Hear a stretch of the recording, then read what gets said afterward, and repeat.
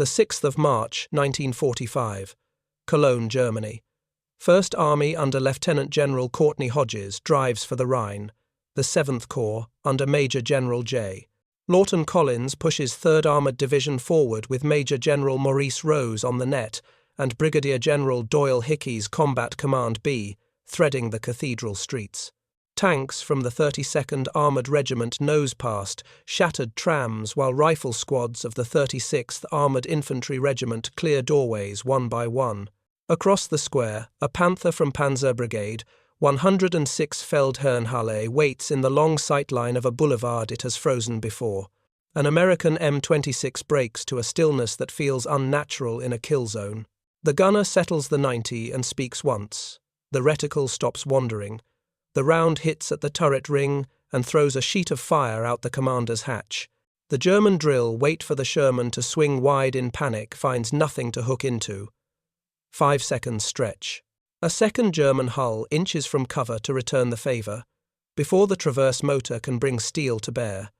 The American driver bumps forward 1 car length, and the gunner snaps a correction through the smoke. Behind that shot, a different machine is already moving. An M32 recovery vehicle from the Division Ordnance Team clatters in with the chain off the rack. A mechanic sergeant waving track blocks a clerk, tucking a parts card under his arm. A bogged Sherman is hooked and yanked clear. The lane that should be closed by fear stays open by habit. On the infantry push, a corporal calls a flank alley clean. A second tank rolls the intersection. A radio voice says only target burning. Shift left. The Panther burns the tow chain, ticks against armour, and the square exhales into a thick, unhelpful quiet. By late winter, 1945, the map is shrinking around the Rhine. First Army under Courtney Hodges drives on the river. 7th Corps under J. Lawton Collins tasks 3rd Armoured Division to break Cologne fast enough that bridges and crossings stay within a week's reach. Maurice Rose rides the division tempo hard. Doyle Hickey's Combat Command B is told to keep pressure inside the streets and not surrender a single day to a corner gun. The calendar matters now every 24 hours. Shaved in the west prevents a regroup east of the river. Germany has run short of fuel-trained crews and spare parts, but the deterrent story still circulates in city commands. A single Panther can freeze a boulevard. 1 heavy gun forces the American column to hesitate, bunch, and bleed minutes into hours. Local defense leans on that aura.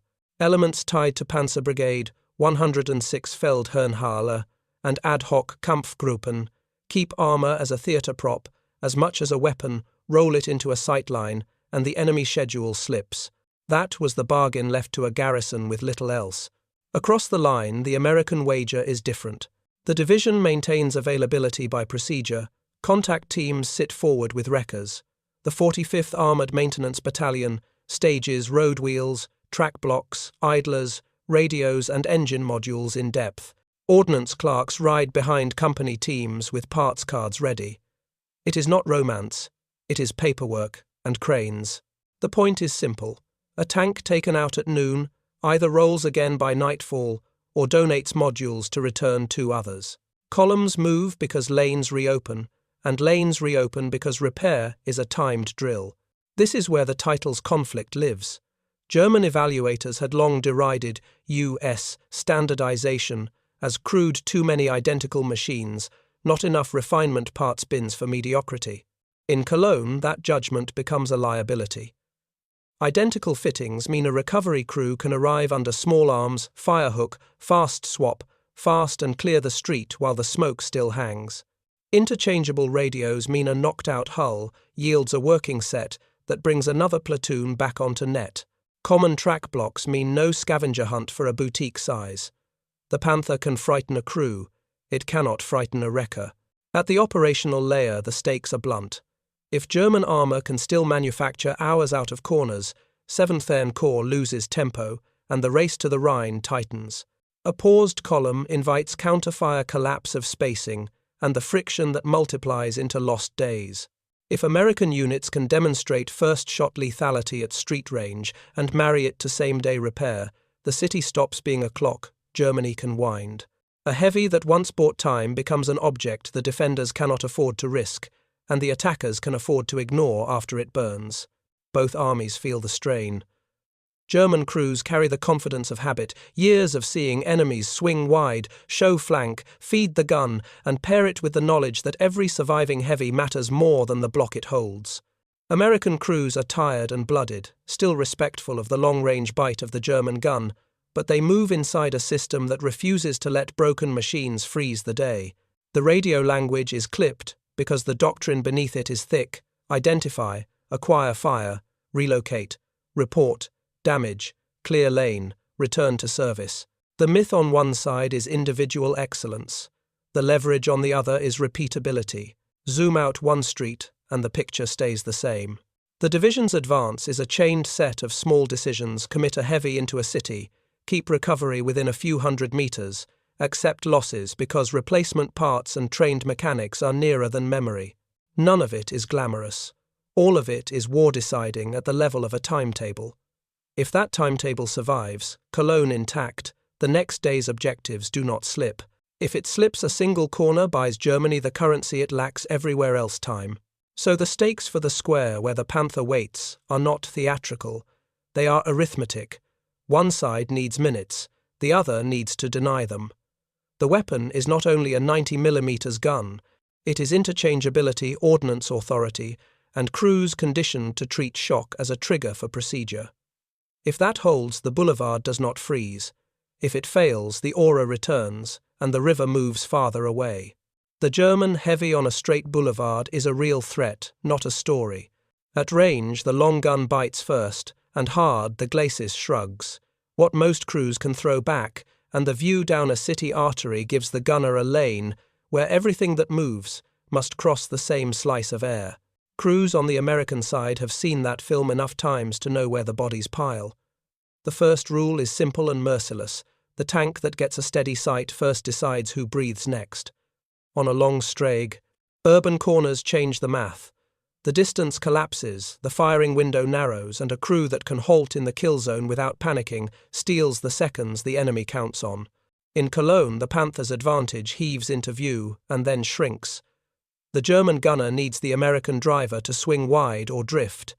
He needs the first reaction to be motion. When that motion does not come, the time it takes to complete a traverse arc or recenter, a reticle becomes punishment. A halted American heavy with a calm gunner can make a long gun feel slow. Inside 200 meters, the routines diverge. The German loader reaches for what he knows will work on a careless flank and finds himself feeding a frontal duel whose tempo he does not control. The American loader works a rhythm that comes from training lots and gunnery pits more than from legend. Hand on the next round. Listen for the one word that means the gun is settled. Let the recoil do its work, stay quiet. The driver's job is a foot and a gear, not a swing. One car length forward to break a held lead, one car length back to smother a return shot, never the wide angle the other crew bets on. The commander watches windows and alley mouths because the worst thing after a good shot is a close-range tube that arrives as a moral lecture. The gunner breathes thin and watches a reticle that moves less than his pulse. The Panther's strengths still matter. On a clear line, its frontal arc is a wall, and the muzzle velocity it brings can tear the face off a street. But limits weigh in places designers do not love to write about. Turret slew through a narrow angle while the driver feathers in rubble is not swift. A long gun in a short street makes a poor dance partner when every degree of traverse is work. The driver's choices are boxed by curbstones and wrecks. Adding 10 meters to the range by backing is sometimes enough to go blind behind a facade. Optics that shine over fields do not grant magic when heat and brick dust make the air shake. None of this cripples a heavy by itself. All of it steals seconds. On days when seconds are the coin, someone goes broke. American counter-mechanisms show up as behavior, not brochures. The heavy halts and fires because street fights turn into 3-second contests, and movement wastes 2 of them. The second act is relocation by a measured bump, not a panicked lurch. The third act, and the one German evaluators had not credited, is the wrecker and the clerk and the crate. When a friendly hull is wounded but salvageable, the recovery section is already within sprinting distance. A chain clinks into place, a cable takes a load, a track block comes off a stack, and a screwed day unscrews. A column that should be stuck in the old film first shot panic wreckage delay stays inside a different loop where damage is a task, not a verdict. Translate the specs into how bodies feel. At 200 meters, a tank crew that is used to getting the first clean sight knows that 3 seconds can carry a life. When the American gunner's reticle steadies first, and the shot breaks like a door closing, the German gunner's right hand is still bringing the traverse home. When the bled-off smoke makes a second silhouette wobble, and the driver bumps 1 length forward to kill the enemy's guess, the second shot is not theatrics. It is a line through the square where the man who stops moving first wins. The crew that breathes in training cadence and keeps to an unromantic procedure can shave away the enemy's seconds until the street belongs to math. Secondary proof shows itself before the street cools. A block over infantry pin a German heavies retreat with 2 rifles and a hand signal that tells the tank behind them exactly where the flank will show. A Sherman with a 76 breaks left just enough to force that show and plants a single round into a side plate that was never meant to be a shield at arm's length. The German driver throws it in reverse and meets a wall he did not map. The American crew does not chase. They stop at a doorway, call the result, and hold for the wrecker to drag their own mobility kill out of the mouth of the alley. The Ordnance NCO notes the number of a road wheel he has changed 3 times this month and orders 2 more because he knows the schedule of parts in his sleep. Even when no guns are talking, the pattern is visible. A hull with a thrown track is not news. It is a timed job with a form. A burned-out wreck is not a traffic problem. It is a photo and then a detour. The engineer section has a standard answer for. Radios that die in one vehicle become the fix that brings another back onto the net before dinner. Engines transfer like a heart into a body that was running yesterday. The men who do this do not make speeches. They sign lines and thread pins and tighten nuts and call for the crane at the moment the crews further forward need the lane. German crews are not ignorant. They know what their machines can do and where they cannot do it, and they carry a memory of fights where the enemy panicked into the perfect angle. That memory fights the present when the American heavy does not give the angle and the lane does not stay blocked and the shape of the duel turns into something that feels unfair. It is not unfair. On days like these, the old dominance retreats to the ranges where it belongs. The boulevard that once gave a long gun time to choose targets now gives every chance to be flanked by a pair of men with rifles and a tank that refuses to rush. The intersection that once froze under the sound of a single shot now clears under the clatter of a winch and the scratch of a pencil. The threat does not vanish. It shrinks to its true size, bounded by the distances where a heavy is king, and destroyed by the distances where a steady reticle and a short bump rule. The lesson crews write in their heads is not poetic. Do not swing wide. Stop fire, move 1 length fire again. If the picture is clean, then let the recovery boys do theirs. The result is that the German heavy becomes an appointment kept or cancelled, not a fate. The reason evaluators missed lies under the paint threads and bolt patterns and cradle mounts that match across 100 hulls. That sameness turns 1 bad minute into a repair into an availability, and an availability into a column that is still on time at dusk. This is not an accident. This is repeatable. The gunner rests his cheek where the pad has worn smooth and counts the wideness of his breath. The turret smells of hot paint and gun oil. The commander leans with 1 elbow braced in the hatch and watches the boulevard mouth through the slit of a periscope, the cathedral tower riding high in the corner of the glass. The driver keeps his left boot flat and his right heel hovered, eyes flicking between the slit and the shoulder of the bow gunner, waiting for the weight in the hull to change when the piece goes. The loader's palm sits on the brass because it always does in these seconds, thumb finding the same notch he has felt since training lots where the air tasted like gasoline. On the net, the voice they all know gives the line they have heard so often. It has become a heartbeat. Identify, acquire, fire, relocate. The gunner answers with only the word that matters and lets the reticle stop wandering. The driver stops breathing. The tank goes still in a way that feels like a dare. The shot breaks with the flat finality of a door closing. The gunner's sight blinks, then steadies. Fire lifts out of the enemy's turret ring like a curtain pushed by a hot wind. The commander ducks without thinking, and then looks again because that is his job.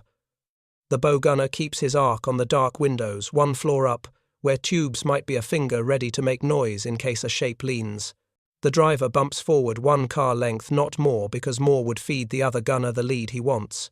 The loader listens for the next call and feels the gun recoil settle into his shoulders like a heavy animal at rest.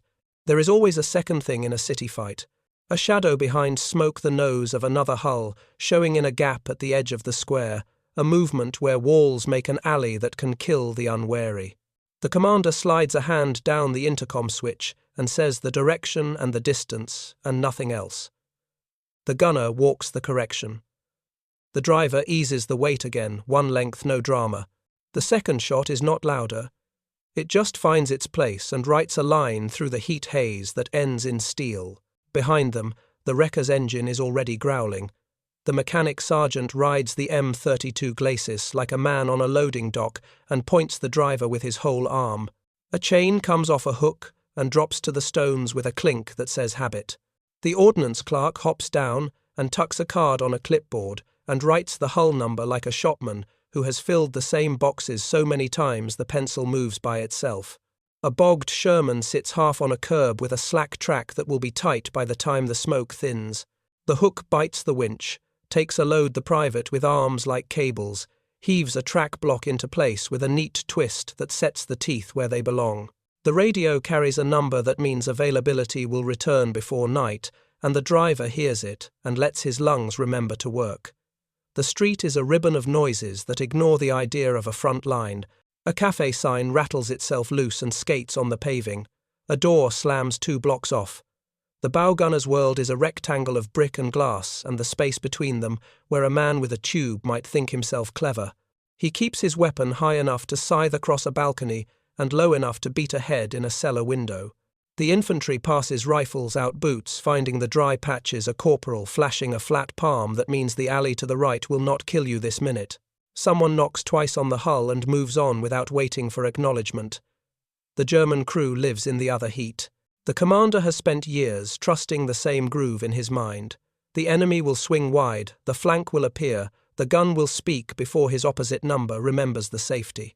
His loader's hands know the weight and feel of the round, and his driver knows the distance at which a reverse will save a life.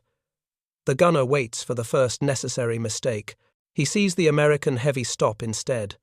The stillness looks wrong, like a river holding its breath.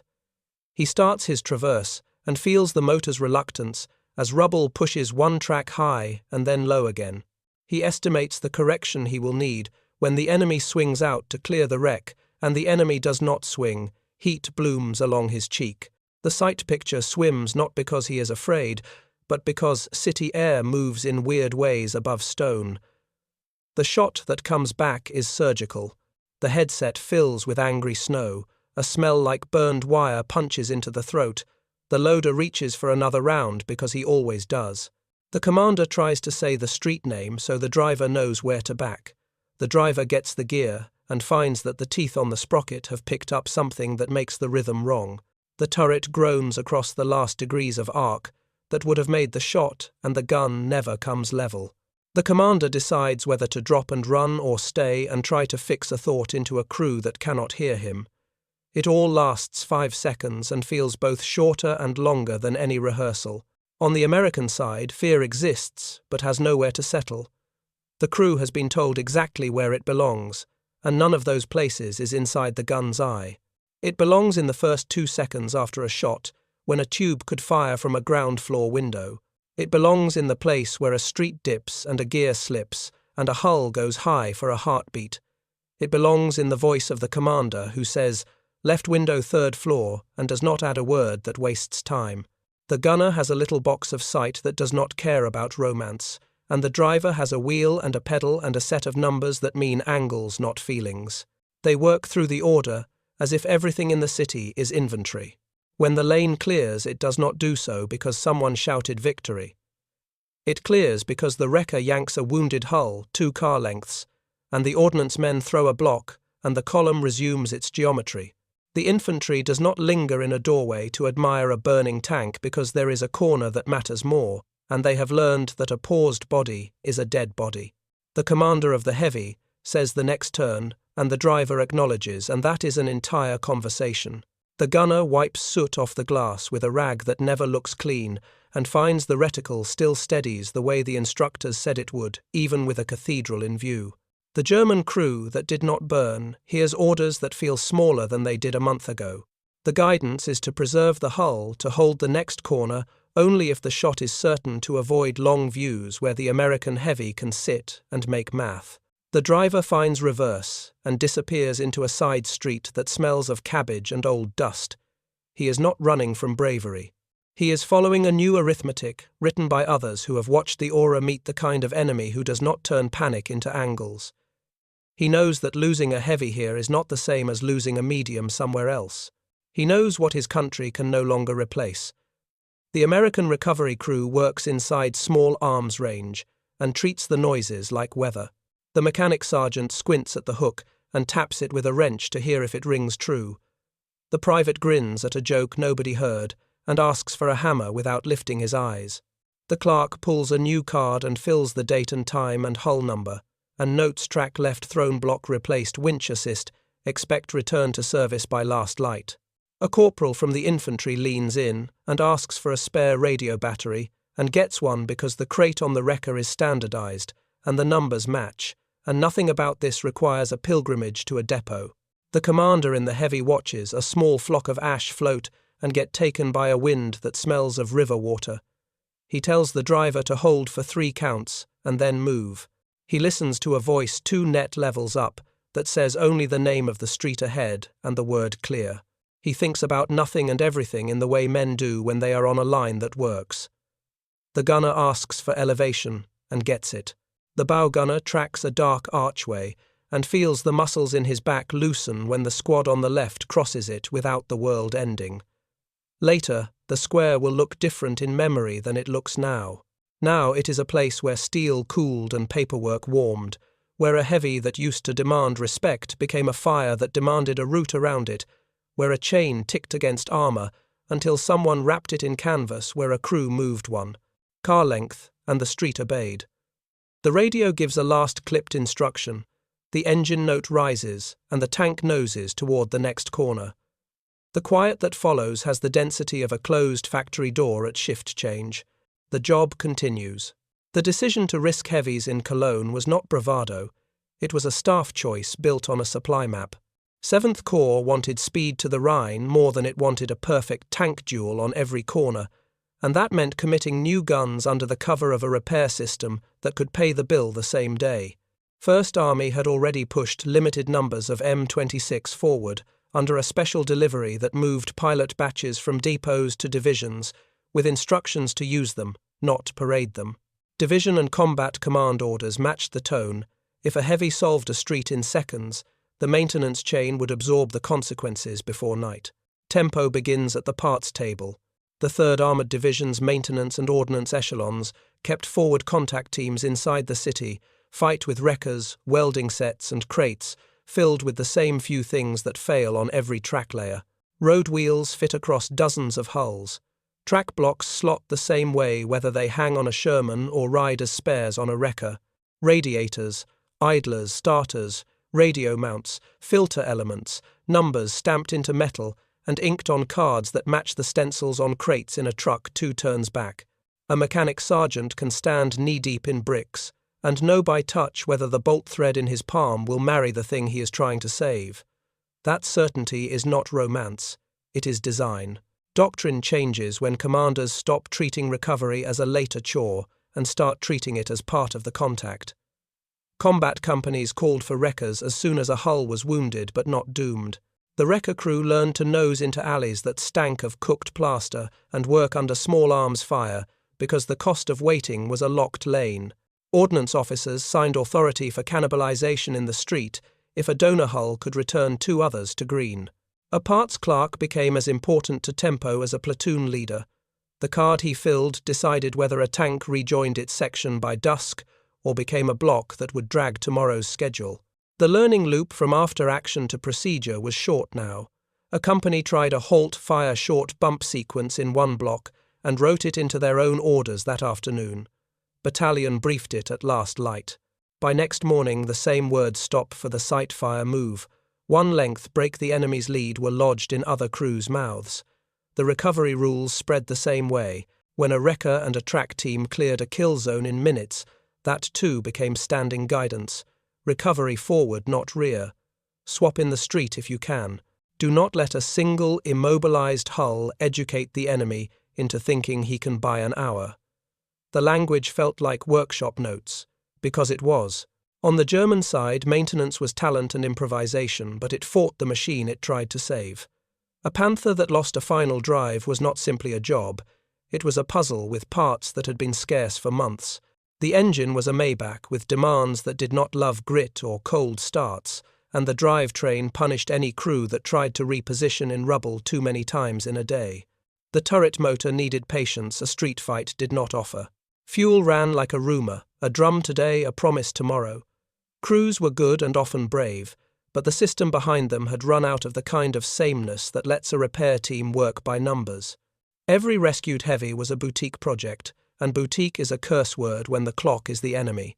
Industrial backing makes doctrine bold. The Americans could accept losing a heavy in the corner if the loss cracked the corner now, because parts, pipelines, and replacement schedules made the cost calculable.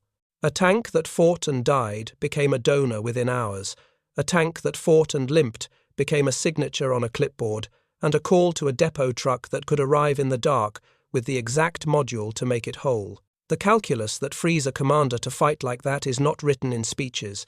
It is written in catalogue numbers, and the confidence that trucks behind him are loaded with the right things. The same logic applied to people. Training pipelines had length and depth. Crews could be swapped without collapsing a platoon's rhythm, because radios controls sight pictures. Even the way the intercom plugs felt under a glove stayed consistent from one hull to the next. A gunner trained on one site could step into another and need only seconds to feel at home. A driver learned the clutch of a dozen vehicles and met the same hand on the same handle. This is what evaluators meant when they sneered at standardization. They missed that sameness lifts stress off a man's head when the air smells like burning insulation. In Cologne, that headroom turned into seconds, and those seconds turned into a first shot and an open lane. Command judgment took a new shape in the last months of the campaign. A corps staff that had once argued over the risk of shoving big guns into tight places now argued over where to station wreckers and whether ordnance officers could cut paperwork by half for in-street cannibalization. The answer to both was yes. A division commander could tell a combat command to keep recovery inside the same set of blocks as the lead companies, and know the teams had authority and stock to act. The habit of deferring repair to the rear dissolved. A cracked idler or a snapped track became a forward task in the same line of effort as clearing an intersection. German commanders adjusted in the only way they could. They preserved heavies for ambushes, where first shots would be certain, and lanes could be crossed by fire rather than posture. They pulled away from long views if they suspected an American heavy with a calm gunner was settled in. They tried to avoid the damaging kind of damage, the immobilization in a place where a wrecker could not work and an orderly withdrawal was impossible.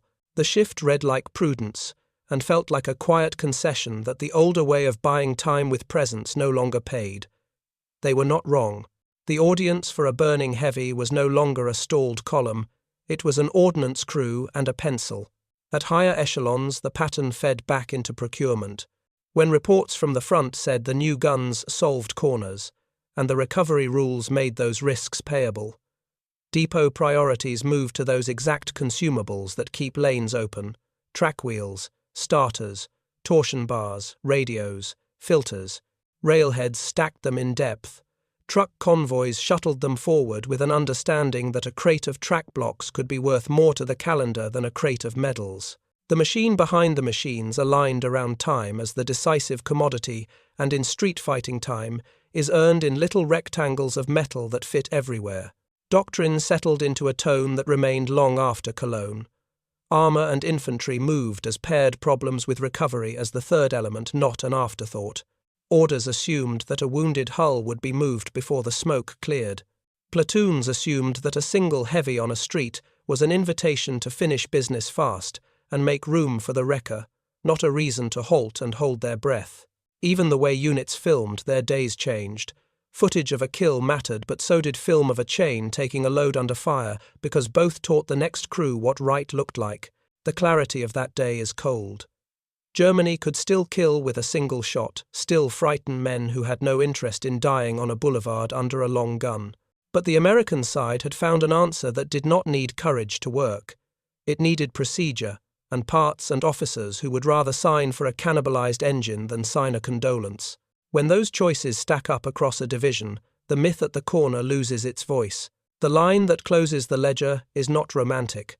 A tank destroyed a tank, and a tow chain kept the battle on schedule. The collapse begins in small refusals of physics. A gun that once ruled a boulevard cannot force a driver to panic. A turret that once felt leisurely in its arc discovers that every degree now costs blood.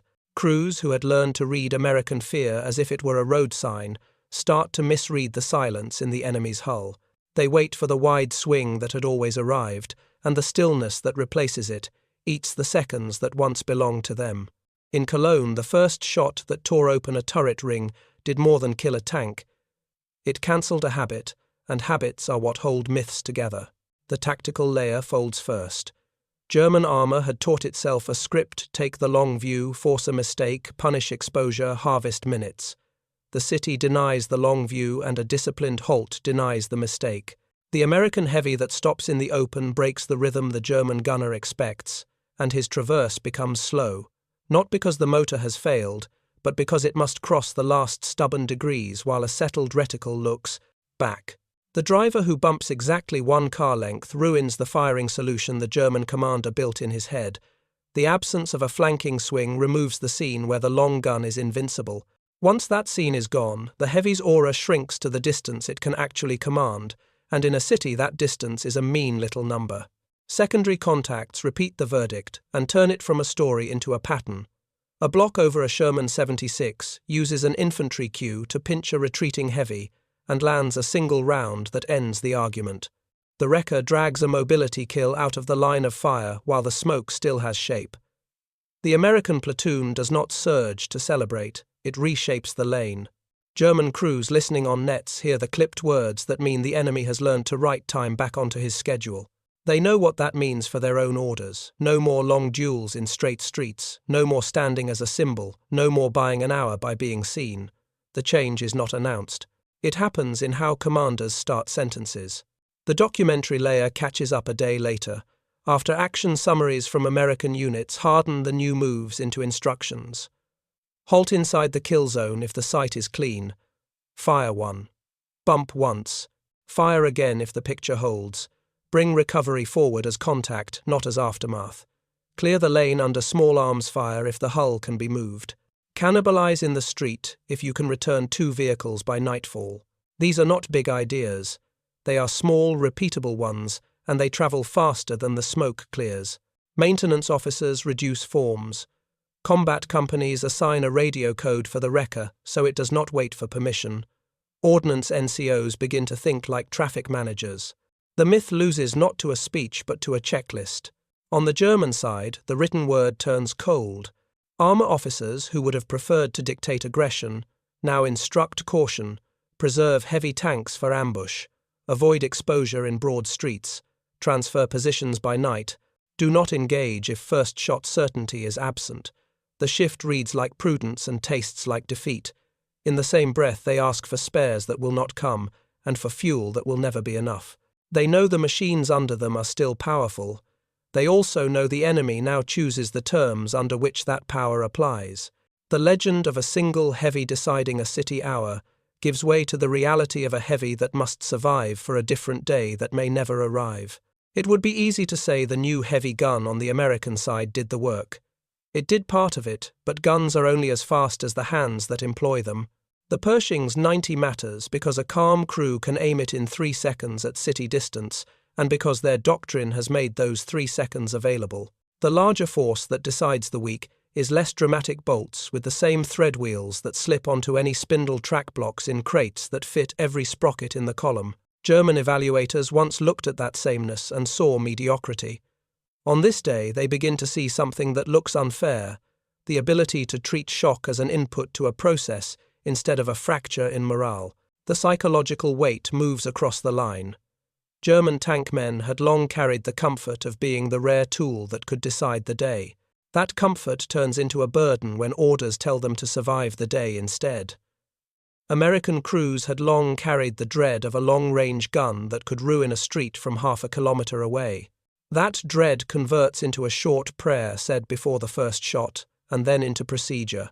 The scariest part of fighting a myth is discovering it is a man wearing a mask. The second scariest part for the one who wore it is realizing the mask cost more than the advantage it brought. The city itself becomes a witness. Civilians who had learned to disappear at the sound of a heavy piece note something different. The time between the first blast and the movement of traffic is shorter. Doors open sooner, soldiers cross sooner, engines rev back to their working note with less pause between sentences. Film that will later be shown to replacement crews captures not only the kill but the chain under tension, the clerk's pencil, the road wheel lifted into place by hands black with brick dust. In the footage, the American heavy looks dangerous, but the wrecker looks inevitable. German troops who see the same footage after the war do not talk about fear.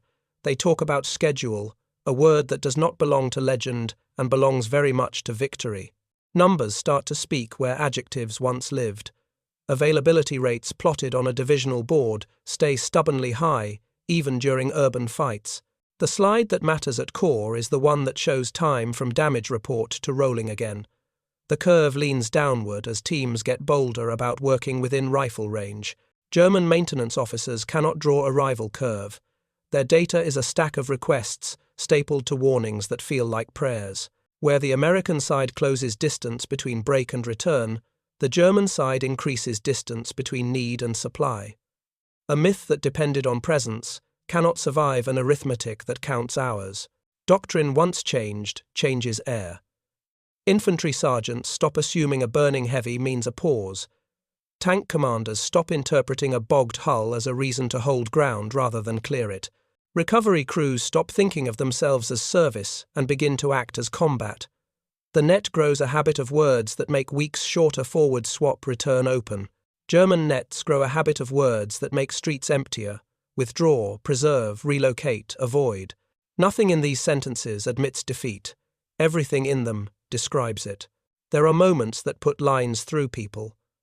A German commander who once lectured subordinates about holding a view down a boulevard now points them to a side street and tells them to live.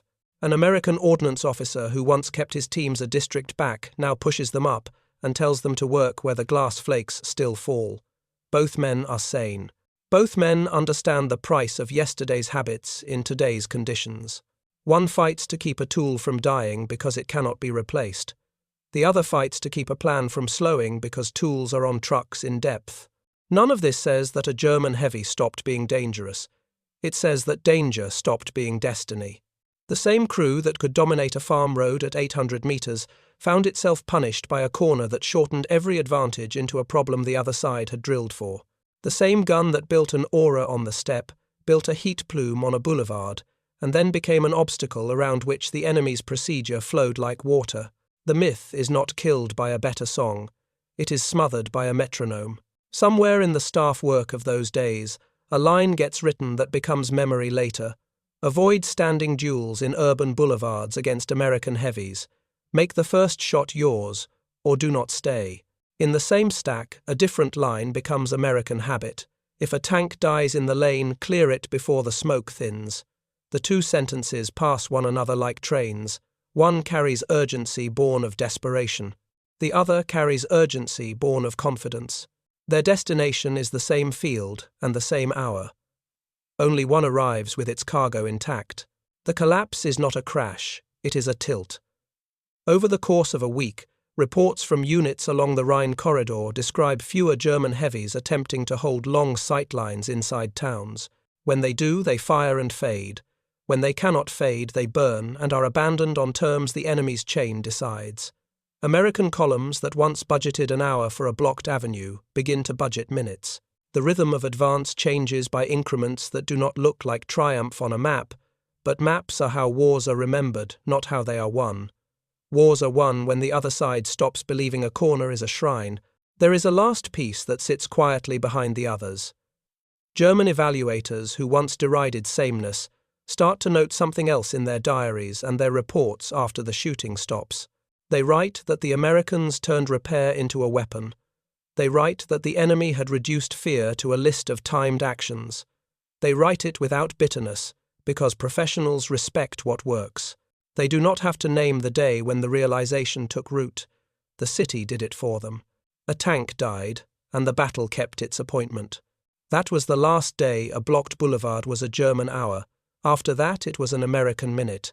In the days after Cologne, the city learned anew sound chains paying out while smoke still hung and engines catching again before the hour turned. Combat companies briefed the square as a lesson, not a trophy. Halt clean for the sight. Fire once. Bump one length. Fire again only if the picture holds. Keep recovery on the net as contact, not as aftermath. Ordnance pushed the same message in plainer words. Road wheels forward. Track blocks forward. Radios forward. Authority forward. The film that circulated did not linger on the fire. It watched the wrecker glide the hook, bite the lane reopen. Crews memorized that rhythm because it promised minutes and minutes were the only coin left that could buy a river. Availability boards told the same story with grease pencil lines. Hull numbers that had dropped to red at midday climbed back to green before last light, often enough that battalions began to plan around repair, not despite it. A mobility kill at noon no longer meant a stalled company by evening. It meant a tow, a swap, and a return to formation, while the map still mattered. 7th Corps held to its push. 1st Army kept the calendar tight, and the crossings came within reach. On the schedule staff, officers had whispered in January, when fuel and weather still argued with them. None of this felt dramatic while it happened. It felt like paperwork meeting courage at the point where a winch cable met a dented eye. German orders changed their verbs. Preserve heavy tanks for certain ambushes. Avoid long sightlines in towns. Withdraw if first shot certainty is absent. Commanders who had once counted on aura now counted on survival. Crews took that weight with the professionalism they had always shown, but professionalism cannot conjure spares or fuel or time. A Panther that lived through an afternoon duel became something to hide until darkness covered the transfer to another street. The old message, "One heavy can hold a block," survived as a memory that no longer matched the air. Civilians read the difference in how quickly traffic moved after the noise. Streets that once stayed frozen for hours began to breathe sooner. Engineers pushed rubble to the side while armor still watched the angles. Infantry stopped treating a burning wreck as a wall and started treating it as a landmark to walk past. The tempo reached the river not as a sprint, but as a refusal to lose seconds. That refusal owed less to a new machine than to a workforce that acted under fire as if operating hours applied to streets. The archival trail hardened the lesson. After action reports from 3rd Armoured Division formalized recovery in contact and the cannibalize forward rule. Maintenance officers documented the gains in turnaround. Training notes for replacements added a page that made wreckers an integral part of urban movement drills. German post-war analyses, written with the same flat tone they used for range tables, noted that American repair capability acted as a force multiplier in cities where German armor had once traded on presence. The sentences were short because the facts did not need decoration. The psychological residue traveled in opposite directions. For American crews, the corner with a long gun at the far end stayed dangerous, but danger migrated from the abstract to the solvable. Fear shrank to the first 3 seconds and to the shadow of a window at ground level. After that procedure took over and the calendar resumed. For German crews, the burden of being an emblem grew heavier, even as orders told them to stop being one. A heavy that burns on a boulevard carries little value if the lane behind it reopens before the smoke thins, and men who understand machines understand that truth without needing a speech. What happened in Cologne did not end a war. It ended a habit. A blocked boulevard stopped equaling a lost hour. A tank that died stopped equaling a stalled column. Repair became part of contact, not what happened after it. That logic travelled outward with the same speed as any good rumour among professionals. Units along the Rhine corridor began to budget minutes, where they had budgeted hours. Commanders discovered they could spend their boldness because the supply tables paid the bill. If the heavy with the 90 had reached more streets 6 months earlier, would the winter city fights have lost their shine for the defenders sooner, and would the last German counterstroke have found fewer corners willing to sell time? Answer lies in arguments that make good evenings for historians. The fact on the day is simpler. German evaluators had derided sameness and saw shock when it wrote the schedule instead of poetry. A tank died. The battle kept its appointment. Next, we leave the square and step onto a span where the same logic met a different physics. The river at Remagen stayed open not by luck in steel, but by the same refusal to surrender minutes, engineers, ordnance and repair crews, turning a damaged bridge into a timetable the enemy could not break.